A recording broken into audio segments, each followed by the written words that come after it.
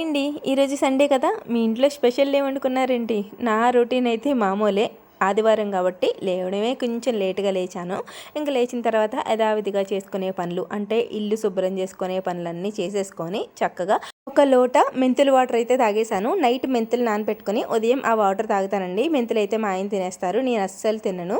ఇంకా డైలీ తాగుతానా అంటే అసలు గుర్తుండదనమాట. నైట్ నానబెట్టుకుందాం అనుకుంటాను, ఇంకా పనిలో పడి మర్చిపోతుంటాను. నార్మల్ వాటర్ అయితే డైలీ కంపల్సరీ ఒక లోటా వాటర్ నార్మల్ వాటర్ తాగుతాను. గుర్తుంటే ఇలాంటివి అప్పుడప్పుడు చేస్తూ ఉంటానన్నమాట. మెంతుల వాటర్ హెల్త్కి చాలా మంచిది, డైజెషన్కి ఇంకా చాలా చాలా ఉన్నాయి. అది ఒక వీడియోలో అయితే మీకు ఎక్స్ప్లెయిన్ చేస్తూ చెప్తాను. ఇంకా సండే కదా, సండేకి కంపల్సరీ నాన్ వెజ్ ఉండాలి. అది కూడా ఇంకొక వారానికే. తర్వాత కార్తీక మాసం వస్తుంది కదా, ఇంట్లోకి నో నాన్ వెజ్ అనమాట, ఎంట్రీ కూడా ఉండదు.